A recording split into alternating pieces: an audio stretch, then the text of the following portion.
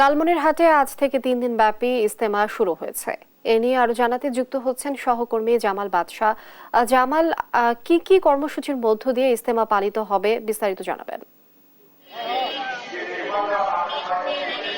আসলে লিনিয়া কাল ফজরের নামাজের পর কিন্তু আম বয়ানের মধ্য দিয়ে লালমনিরহাটে যে কালেক্টরেট মাঠে 3 দিন ব্যাপী ইজতেমা শুরু হয়েছিল, আজকে দ্বিতীয় দিন চলমান রয়েছে এবং এই দ্বিতীয় দিনে বৈরী আবহাওয়াকে উপেক্ষা করে কিন্তু এই কালেক্টরেট মাঠে জুমা নামাজ আদায় করার জন্য শুধুমাত্র তবলিগ জামায়াতের লোক যারা 3 দিনের জন্য এসেছে শুধু তারাই নয়, লালমনিরহাট শহরের এবং আশপাশের যে জেলাগুলো রয়েছে সেখান থেকেও কিন্তু হাজার হাজার মুসল্লি বৈরী আবহাওয়াকে উপেক্ষা করে কিন্তু আসলে ঢল জমেছে। আমি যদি একটু লালমনিরহাটের এই ইজতেমাকে দেখাতে চাই, আসলে এই ইজতেমাকে কিন্তু বৈরী আবহাওয়া উপেক্ষা করেও কিন্তু শহরের বিভিন্ন স্থান থেকে মুসল্লিরা আসলে কিন্তু এসে ভিড় করছে এবং এই যে মহাসড়ক রয়েছে লালমনিরহাট বুড়িমারি মহাসড়কের পাশে লালমনিরহাট রেলওয়ে স্টেশন পর্যন্ত যে মহাসড়কটি রয়েছে সেই মহাসড়ক কিন্তু কিছুক্ষণের মধ্যেই ভর্তি হয়ে যাবে বলে আমরা জানতে পেরেছি। আরেকটি বিষয় হচ্ছে যে আমরা এই যে তবলিগ জামায়াতের যে 3 দিন ব্যাপী ইজতেমা সেই আয়োজন কর্তৃপক্ষের সাথে কথা বলেছি, তারা যেটি জানিয়েছেন যে যাতে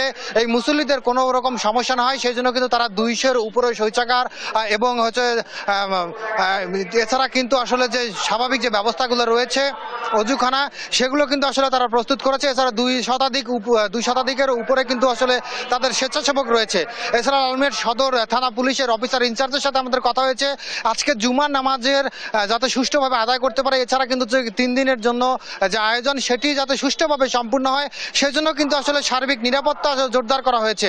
আরেকটি বিষয় জানাতে চাই যে আগামী কালকে কিন্তু সকাল 11টায় এই আখিরি মোনাজাতের মাধ্যমে এই 3 দিন ব্যাপী ইজতেমার আসলে সমাপ্তি হবে এবং ঢাকা কাকরাইল মসজিদ থেকে কিন্তু 10 জন মুরব্বী এই লালমনিরহাটে যে ইজতেমা হচ্ছে সেইখানে কিন্তু আসলে বয়ান করছেন। সব মিলিয়ে কিছুক্ষণের মধ্যেই কিন্তু আসলে জুমার নামাজ শুরু হতে যাচ্ছে এবং এই জুমার নামাজে কিন্তু বৈরী আবহাওয়াকে উপেক্ষা করে লালমনিরহাটের 5 উপজেলা সহ লালমনিরহাটের যে আশপাশের জেলাগুলো রয়েছে সেখান থেকেও কিন্তু তবলিগ জামায়াতের যে অনুসারী মুসল্লিবৃন্দ এবং লালমনিরহাট শহরের যে মুসল্লিবৃন্দ তারা কিন্তু আসতে শুরু করেছেন।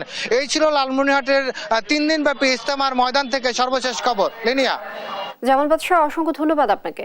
দর্শক, লালমনিরহাটে আজ থেকে 3 দিন ব্যাপী ইজতেমা শুরু হয়েছে, এ বিষয়ে বিস্তারিত জানাচ্ছিলেন আমাদের সহকর্মী জামাল বাদশা।